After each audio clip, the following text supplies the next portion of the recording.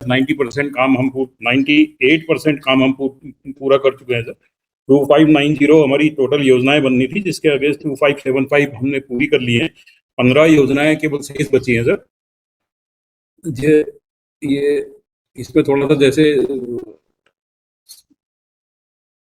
पैसे की थोड़ा अभी जो रिलीज नहीं हो पाया, इस कारण ये पूरा नहीं हो पा रहा सर। अदरवाइज 99% हमारा काम पूरा हो चुका है। और पर्वतीय क्षेत्रों में जैसा हमारा जो टेरेन है सर, वो काफी टफ है, और हमारे यहाँ मेनली या तो स्प्रिंग से या रिवर से ही पानी की सप्लाई होती है। तो कई गांव हमारे ऐसे थे सर जिसमें सोर्स जो था वो गांव के नीचे था। वो इसमें हमने बड़ा अच्छा काम यहाँ हुआ सर। हमने 73 पंपिंग योजनाएं उसमें स्टार्ट की थी, जिसके अगेंस्ट सर 31 हमारी सोलर योजनाएं हमने बनवाई सर। क्योंकि पर्वतीय क्षेत्र में जो इलेक्ट्रिफिकेशन है उसमें पावर सप्लाई की भी कभी कभी दिक्कत रहती है, और झाड़ों में खासकर बर्फबारी इसकी वजह से भी काफी समस्याएं आती हैं। तो 31 योजनाएं हमारी सोलर पे आधारित हैं, जो बड़ा अच्छा काम कर रही है सर। जो बन गई हैं और जो बनेंगी वो भी पूरी उम्मीद है सर कि वो अच्छा हमारा सप्लाई देंगी सर। और हर घर जल के संबंध में सर 2959 हमारे रेवेन्यू विलेज हमने कवर करने थे, जिसके अगेंस्ट 2590 हम काम पूरा कर चुके हैं सर। और 2009 हमने हर घर जल इसका सर्टिफिकेशन भी कर दिया गया है। और जो बात आई थी सर वाटर रिटेंशन के लिए, तो स्टेट गवर्नमेंट की एक स्कीम है सर, सारा spring and river rejuvenation scheme है। इसके तहत सर हम कई विभागों के साथ सामंजस्य करके ग्राम विकास, जलागम, वन विभाग, सिंचाई विभाग, इनके माध्यम से सर हम स्प्रिंग को रिजुविनेट करने के लिए प्लांटेशन भी कर रहे हैं सर। और एक चाल खाल जो पानी को रिटेंशन करने के लिए छोटे छोटे तालाब बना रहे हैं सर। और इसमें हमारे सबसे अच्छी बात यह है सर कि जितने भी हमारे स्टेट में सोर्सेज हैं उन सबकी जियो टैगिंग भी हो चुकी है। तो इसमें काफी अच्छा काम सभी डिपार्टमेंट के समन्वय से किया जा रहा है सर। और इसका काफी फायदा स्टेट को मिलेगा सर, और वाटर सप्लाई हमारी आशा के अनुरूप रहेगी सर। और जैसा अभी हमारे प्रधान जी ने भी बताया सर कि हमारी जो भी योजनाएं हस्तांतरित की गई हैं वो ग्राम पंचायत द्वारा स्वयं ही वो मेंटेन की जा रही हैं। वो अपनी जो विलेज लेवल की उनकी कमेटी बनी हुई है, उसकी मीटिंग करते हुए जो भी तय करती है उनकी समिति, उसके आधार पर वो धनराशि प्रत्येक हाउस होल्ड से लेते हैं सर, और उसी के माध्यम से अपना उसकी मेंटेनेंस वगैरह करते हैं। और अभी तक जैसे भुलेख गांव में है सर 2 साल से ही अपनी योजनाएं चला रहे हैं, और इतनी अच्छी तरीके से चला रहे हैं कि अभी तक इन्होंने जो भी मेंटेनेंस का काम है वो अपने स्तर से ही किया है सर। अगर कहीं पर कोई मेजर मेंटेनेंस की आवश्यकता होती है तो सर वो हम डिपार्टमेंट के थ्रू भी उनका सहयोग करते हैं। और जैसा आपने कहा सर कि हमारे डिस्ट्रिक्ट लेवल पे भी डिस्ट्रिक्ट मजिस्ट्रेट की अध्यक्षता में सर मंथली इसकी मीटिंग हो रही है सर, उसकी मिनट्स हम अपलोड भी कर रहे हैं। और ग्राम स्तर पे भी मीटिंगें हो रही हैं सर, और वो मीटिंगें रेगुलरली कंडक्ट हो रही हैं।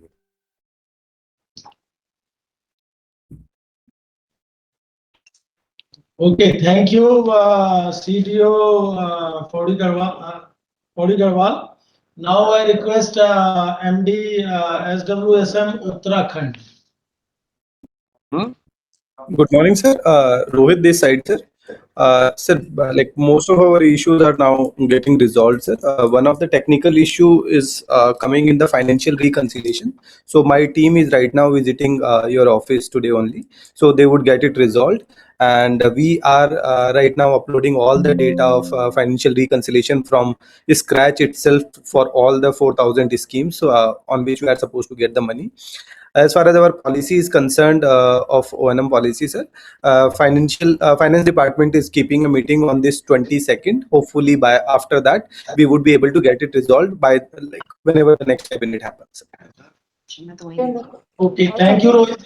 And I think it is not basically a state review, which is only on the conversation and how we are taking forward the initiatives of the Gram Panchayat, the whole state or whole district. I thank Uttarakhand, I thank CDO Pauri Garhwal for the interaction and active participation. And now we will move to Karnataka.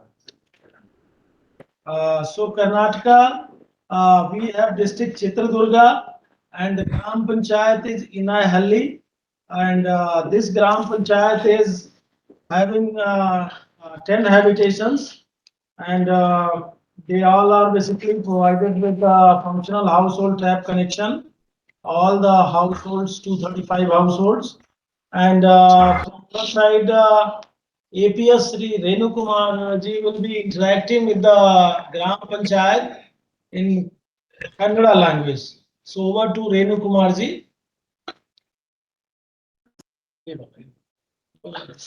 Yes. Hello, ಎಲ್ಲರಿಗೂ ನಮಸ್ಕಾರ. ಕೇಳಿಸ್ತಾ ಇದೆಯಾ? ನಮಸ್ತೆ sir, ಕೇಳಿಸ್ತಾ ಇದೆ sir. ನಮಸ್ಕಾರ. ಮೊದಲನೇದಾಗಿ ನಿಮ್ಗೆ ಅಭಿನಂದನೆಗಳು ಕಣಮ್ಮ. ನೀವು ಮಾಡಿದ ಒಳ್ಳೆ ಕೆಲಸಕ್ಕೆ ಭಾರತ ಸರ್ಕಾರ ಗುರುತಿಸಿ ನಿಮ್ಮನ್ನ ಈ ಸಂವಾದ ಕಾರ್ಯಕ್ರಮದಲ್ಲಿ ಬಳಸ್ಕೊಂತಾ ಇದ್ದಾರೆ. ಅದಕ್ಕಾಗಿ ಮತ್ತೊಮ್ಮೆ ನಿಮ್ಮ ಎಲ್ಲಾ ತಂಡಕ್ಕೆ ಅಭಿನಂದನೆಗಳು. Thank you sir. ನೀವು ಹೇಳಿದ ಪ್ರಕಾರ ನೀವು ನಮ್ಮ ಭಾಗದಲ್ಲಿರುವ ಸುಮಾರು 235 ಮನೆಗಳಿಗೂ ಸಹ ಪ್ರತಿದಿನ ನೀರನ್ನ ನಿರಂತರವಾಗಿ ಸಪ್ಲೈ ಮಾಡ್ತಾ ಇದ್ದೀರಿ ಅಂತ ಹೇಳ್ತಾ ಇದ್ದಾರೆ. ಹೌದಾ? ನೀವು ಈ ಪ್ರತಿಶತ 100% ಈ ಅಚೀವ್ ಮಾಡೋದ್ರಲ್ಲಿ ನಿಮ್ಗೆ ಕಂಡು ಬಂದಂತ ತೊಂದರೆಗಳೇನು, ಯಾವ ತರ ಮಾಡಿದ್ರಿ, ಇದ್ರಲ್ಲಿ ಭಾಗವಹಿಸಿದವ್ರು ಯಾರು, ನೀವು ಅಥವಾ ನಿಮ್ಮ ಅಧ್ಯಕ್ಷ ಯಾರಾದ್ರೂ ಇದ್ರ ಬಗ್ಗೆ ಒಂದ್ ಸ್ವಲ್ಪ ಮಾಹಿತಿ ಕೊಡ್ಲಿಕ್ಕಾಗುತ್ತಾ? ಮೊದಲನೇದಾಗಿ ನಮ್ಮ ಗ್ರಾಮ ಪಂಚಾಯತ್ ವ್ಯಾಪ್ತಿನಲ್ಲಿ 10 ಹಳ್ಳಿಗಳು ಬರ್ತವೆ ಸರ್. ಫೇಸ್ 1 ನಲ್ಲಿ 2 ಹಳ್ಳಿಗಳು ಆಯ್ಕೆಯಾಗಿದ್ವು, ಮತ್ತೆ ಫೇಸ್ 2 ನಲ್ಲಿ 8 ಹಳ್ಳಿಗಳು ಆಯ್ಕೆಯಾಗಿದ್ವು. ಆ ಫೇಸ್ 2 ನಲ್ಲಿ ಆಯ್ಕೆಯಾದ ಹಳ್ಳಿ ಕೆಬಳೆಕಟ್ಟೆ ಗ್ರಾಮ. ಕೆಬಳೆಕಟ್ಟೆ ಗ್ರಾಮಕ್ಕೆ ನಾವು ಮೊದಲು ಏನೇನ್ ಬೇಕು ಅಂತಂದ್ಬಿಟ್ಟು ಮೊದಲು ನಾವು VWC ಕಮಿಟಿ ಮೆಂಬರ್ಸ್ ಹತ್ರ ಮತ್ತೆ ಗ್ರಾಮ ಪಂಚಾಯತಿ ಮೆಂಬರ್ಸ್ ಹತ್ರ ಮತ್ತೆ ಅಲ್ಲಿನ ಜನಗಳ ಹತ್ರ ಎಲ್ಲ ಡಿಸ್ಕಸ್ ಮಾಡಿದ್ವಿ ಸರ್. ಇವರೆಲ್ಲ ಫಸ್ಟ್ ನಮ್ಗೆ JJM ಸರ್ವೆ ಮಾಡ್ಲಿಕ್ಕೆ ಬಂದಾಗ ಡಿಸ್ಕಸ್ ಮಾಡಿದ್ವಿ ಏನೇನ್ ಬೇಕಾಗ್ಬೋದು ನಮ್ಗೆ ಅಂತ. ಡಿಸ್ಕಸ್ ಮಾಡ್ಬಿಟ್ಟು ನಾವು ನಮ್ಗೆ JJM ಅಲ್ಲಿನೇ ಸ್ವತಃ ಒಂದು ಹೊಸದಾಗಿ ಒಂದು ಬೋರ್ವೆಲ್, ಹೊಸದಾಗಿ ಒಂದು TC, ಮತ್ತೆ ಹೊಸದಾಗಿ ಇದು ಓವರ್ಹೆಡ್ ಟ್ಯಾಂಕ್ ಎಲ್ಲದನ್ನು ನಾವು ಪ್ಲಾನಿಂಗ್ ಅಲ್ಲಿ ಇಟ್ಕೊಂಡ್ವಿ ಸರ್. ಮತ್ತೆ ಅದ್ರ ಜೊತೆಗೆ ಪೈಪ್ ಲೈನು ಮತ್ತೆ ಇದು ವೈಯಕ್ತಿಕ ನಲ್ಲಿಗಳನ್ನ ನಾವು ಆಯ್ಕೆ ಮಾಡ್ಕೊಂಡ್ವಿ. ಇಷ್ಟು ಕೆಲಸಗಳು ನಮ್ಗೆ JJM ಅಲ್ಲಿ ಆಗ್ಬೇಕು ಅಂತಂದ್ರೆ ನಾವು ಫಸ್ಟ್ನೇದಾಗಿ ಕ್ರಿಯಾ ಯೋಜನೆ ತಯಾರಿಸ್ಬಿಟ್ಟು ನಾವು RWS ಟೀಮ್ಗೆ ಕಳಿಸಿದ್ವಿ ಸರ್. सर क्या ये बता रहे हैं, पहले प्लानिंग बहुत अच्छा हो, प्रोजेक्ट बनाने से पहले सोर्स नहीं था तो इसलिए उन्होंने पहले डिसाइड किया अमंग देमसेल्फ कि एक बोरवेल चाहिए, उसका ओवरहेड टैंक चाहिए और proper connectivity to all villages. इसका एक्शन प्लान बना के उन्होंने पहले कार्यरत रहा। ये जो विलेज है उनका जो उस मंडल का 10 विलेजों में सेकंड फेज में लिया गया एक प्रोजेक्ट था। इसके पहले से इन्होंने बाकायदा प्लानिंग करके इन्होंने किया है। ಮುಂದೆ ಮತ್ತೆ ಇದಕ್ಕೆ ಮುಂಚೆ ನೀವು ಈ ಯೋಜನೆ ಮಾಡ್ಲಿಕ್ಕೆ ಮುಂಚೆ ಇದ್ದಂತಹ ತೊಂದರೆಗಳೇನಿತ್ತು? ನೀರು ಬರ್ಲಿಕ್ಕೆ ಮೊದಲೇ ಇತ್ತ ನಮ್ಮಲ್ಲಿ ನೀರಿನ ವ್ಯವಸ್ಥೆ ಅಥವಾ ಹೇಗಿತ್ತು? ನೀರಿನ ಸೋರ್ಸ್ ಇತ್ತು ಸರ್, ಅಂದ್ರೆ ತುಂಬಾ ನೀರು ವೇಸ್ಟ್ ಆಗ್ತಾ ಇತ್ತು. ಇದು ರೈಸಿಂಗ್ ಲೈನ್ಗೆಲ್ಲ ಪೈಪ್ ಹೇಳ್ಕೊಂಡಿದ್ರು ಜನಗಳು. ಇದು ಒಂದು ಇದಿರ್ಲಿಲ್ಲ ಸರ್, ಯೂನಿಫಾರ್ಮ್ ಆಗಿ ಇರ್ಲಿಲ್ಲ. ರೈಸಿಂಗ್ ಲೈನ್ ಎಲ್ಲ ಹೇಳ್ಕೊಂಡಿದ್ರು, ಒಂದೊಂದ್ ಮನೆಗೆ 2 ನಲ್ಲಿಗಳು ಹಾಕೊಂಡಿದ್ರು, ಒಳಗೊಂದ್ ನಲ್ಲಿ ಹೊರಗಡೆ ಒಂದ್ ನಲ್ಲಿ ಇಟ್ಕೊಂಡಿದ್ರು. ಮೋಟರ್ ಹಾಕೊಂಡ್ಬಿಟ್ಟು ನೀರ್ನ ಎಲ್ಲರೂ ಅವರವರಿಗೆ ಹೇಳ್ಕೊತಾ ಇದ್ರು. ಮತ್ತೆ ಅದರಿಂದ ಏನಾಗ್ತಾ ಇತ್ತು, ಮೇಲ್ಗಡೆ ಇರೋಂತ ಮನೆಗಳಿಗೆಲ್ಲ ನೀರು ಹೋಗ್ತಾ ಇರ್ಲಿಲ್ಲ, ಎಲ್ರಿಗೂ ನೀರು ಸಿಗ್ತಾ ಇರ್ಲಿಲ್ಲ, ಸಮ ಪ್ರಮಾಣವಾಗಿ ಎಲ್ರಿಗೂ ನೀರು ಸಿಗ್ತಾ ಇರ್ಲಿಲ್ಲ. ನೀರಿನಲ್ಲಿ ಪ್ರಾಬ್ಲಮ್ ಆಗ್ತಾ ಇತ್ತು. ಕೆಲವರು ಬಂದ್ಬಿಟ್ಟು ನಮಗೆ ನೀರ್ ಬರ್ತಾ ಇಲ್ಲ ಅಂತ ಇದ್ರು, ಕೆಲವರು ನೀರ್ ತುಂಬಾ ವೇಸ್ಟ್ ಮಾಡ್ಕೋತಾ ಇದ್ರು. ಓವರ್ಹೆಡ್ ಟ್ಯಾಂಕ್ ಮೊದಲೇ ಇತ್ತು ಹಾಗಾದ್ರೆ? ಓವರ್ಹೆಡ್ ಟ್ಯಾಂಕ್ ಇತ್ತು ಸರ್, ಮೊದಲೇ ಇತ್ತು.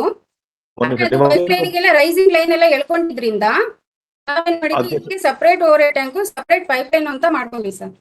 अध्यक्ष माता कोड़ी ये बता रहा है पहले से यहाँ पीने का पानी का अरेंजमेंट तो था ओवरहेड वगैरह, मगर ये मेन कनेक्शन से पंप लेके डायरेक्ट पानी खींचना ये सब करते हैं, रेगुलर सप्लाई नहीं था, माने लोअर तक पहुंचता नहीं था। तो पहले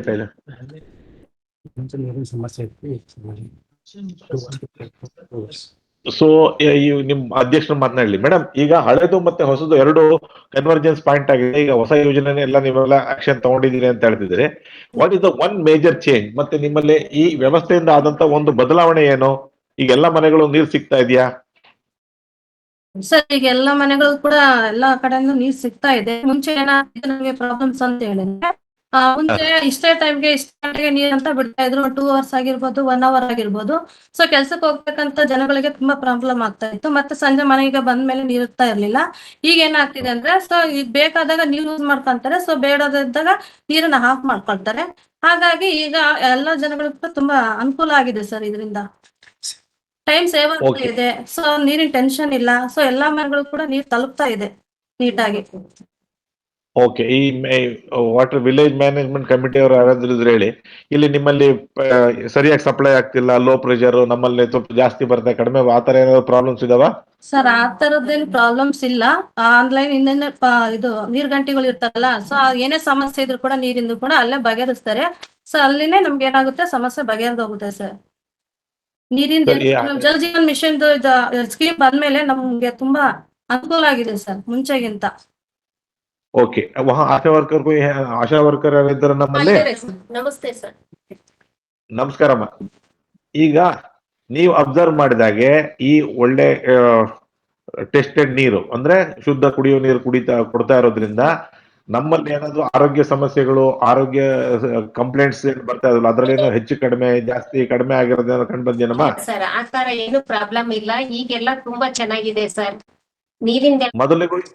ಮೊದಲಿಗೂ ಈಗ ಏನಾದ್ರೂ ವ್ಯತ್ಯಾಸ ಕಂಡು ಬಂದಿದ್ಯಾ? ಮೊದಲು ನೀರು ಫಿಲ್ಟರ್ ನೀರು ಇರ್ಲಿಲ್ಲ ಸರ್, ಇವಾಗ ಫಿಲ್ಟರ್ ಇದೆ ಸರ್. ಯಾವುದೇ ಪ್ರಾಬ್ಲಮ್ ಇಲ್ಲ ಸರ್, ಏನು ಆರೋಗ್ಯದ ಸಮಸ್ಯೆನೂ ಇಲ್ಲ ಸರ್. ಹೌದಾ? ಒಳ್ಳೆ. ತಿಂಗಳ ಟೆಸ್ಟಿಂಗು ಮಾಡ್ತಾ ಇದ್ದಾರೆ ಸರ್ ನೀರು ನಮ್ಮ ಇಲಾಖೆಯಿಂದ ಬಂದು.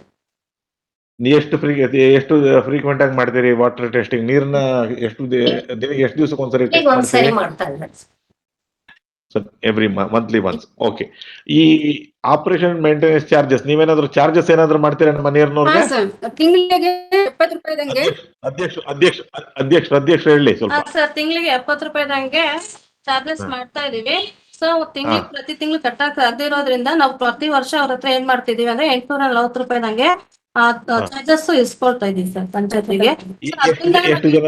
ಏನ್ ಮಾಡ್ತಾ ಇದೀವಿ ಅಂದ್ರೆ, ಸೊ ಇದೇನೋ ಪೈಪ್ ಲೈನ್ ಏನಾದ್ರು ಪ್ರಾಬ್ಲಮ್ಸ್ ಆಯ್ತು ಅಂದ್ರೆ, ಸೊ ಅದರ ಖರ್ಚಿನಿಂದ ನಾವ್ ಏನ್ ಮಾಡ್ತೀವಿ, ಆ ಸಮಸ್ಯೆನ ಬಗೆಹರಿಸ್ತೀವಿ. ಹೇಗೆ ಜನ ಹೇಗೆ ರೆಸ್ಪಾಂಡ್ ಮಾಡ್ತಾ ಇದಾರೆ? ವಾಲಂಟಿಯರ್ ಕೊಡ್ತಾ ಇದಾರ? ನೀವು ಫೋರ್ಸೇಬಲ್ ಆಗಿ ತಗೋಬೇಕಂತ ಇದೆಯಾ? ಅವ್ರಿಗೆ ಕಟ್ಟೋದಕ್ಕೆ ಪ್ರಾಬ್ಲಮ್ ಆಗುತ್ತೆ ಅನ್ನೋದಕ್ಕೋಸ್ಕರ ನಾವು ಪಂಚಾಯತಿ ಕಡೆಯಿಂದ ಅವ್ರಿಗೆ ಅನುಕೂಲ ಮಾಡ್ಕೊಡ್ತಾ ಇದೀವಿ ಸರ್. ವರ್ಷಕ್ಕೆ ಒಂದ್ಸರಿ ಕಟ್ಟೋದಕ್ಕೋಸ್ಕರ ಆ ವರ್ಷಕ್ಕೆ ಒಂದ್ಸರಿ ಆದ್ರೂ ಕೂಡ ಚೆನ್ನಾಗಿ ಕಟ್ಕೊಂಡು ಹೋಗ್ತಿದ್ದಾರೆ सर। सर ये जो बोल रहे हैं, इस सिस्टम के बाद जो हुआ, रेगुलर सप्लाई रेगुलेट हो गया, पानी का सप्लाई रेगुलेट हो गया, रेगुलर इंटरवल में पर्याप्त